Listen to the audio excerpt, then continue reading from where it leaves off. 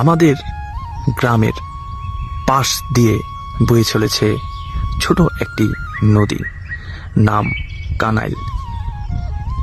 অনেক দিন ধরে গ্রামে এই নদীতে মাছ ধরা হয় না। ভাবলাম আজকে এই নদীতে মাছ ধরব, তাই প্রস্তুতি নিয়ে চললাম মাছ ধরার জন্যে। গ্রামে শীতের সকালের অপরূপ দৃশ্য আপনার মন কেড়ে নেবে। কৃষকেরা এই কুয়াশাময় সকালে কেউ তাদের ধান কাটার জন্যে মাঠে চলে আসছে, কেউ বা রাখাল তাদের গরু নিয়ে চলে আসছে মাঠে। আর এই ছোট নদীর পাশ দিয়ে আপনি অসংখ্য শস্য ক্ষেত দেখতে পাবেন। এই সরিষা ক্ষেতের পাশ দিয়ে যখন আপনি হাঁটবেন, তখন কিছুক্ষণের জন্য আপনার মনে হবে আপনি ভিন্ন এক পৃথিবীতে চলে আসছেন। এই মনোমুগ্ধকর দৃশ্য যে কারোরই হৃদয়ে শীতল বাতাসের ছোঁয়া বয়ে দিয়ে যাবে।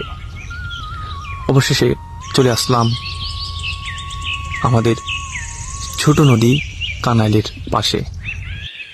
আমাদের এই ছোট নদীতে প্রচুর পরিমাণ মাছ পাওয়া যায়। বিশেষ করে শীতকালে যখন হাঁটু পানিতে নেমে আসে, তখন প্রচুর পরিমাণ পুঁটি মাছের দেখা মেলে। তাই গ্রামের মানুষ নানাভাবে এই পুঁটি মাছ ধরে থাকে। তো আজকে আমরা আসলাম এখানে কারেন্ট জাল পাতবো এবং পুঁটি মাছ ধরার চেষ্টা করব। আমরা দেখি এখন এই জায়গায় কি পরিমাণ মাছ আটকালো। বাবা, মাছের পাশাপাশি কিন্তু একটা সাপও ধরা পড়েছে, যদিও এটা গ্রাম অঞ্চলের মানুষের জন্য খুবই মামুলি এবং সাধারণ একটা বিষয়।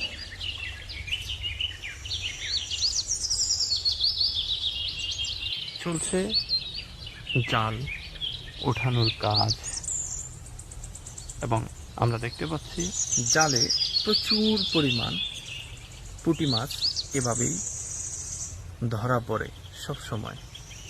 আমাদের গ্রাম বাংলায় একটা প্রচলিত কথা ছিল, মাছে ভাতে বাঙালি। এখন আর খাল বিলে আগের মতো মাছ পাওয়া না গেলেও একেবারেই যে মাছ নাই তাও কিন্তু সত্য নয়। অন্তত গ্রামে আসলে কিছুটা হলেও তার স্বাদ উপলব্ধি করা যায়।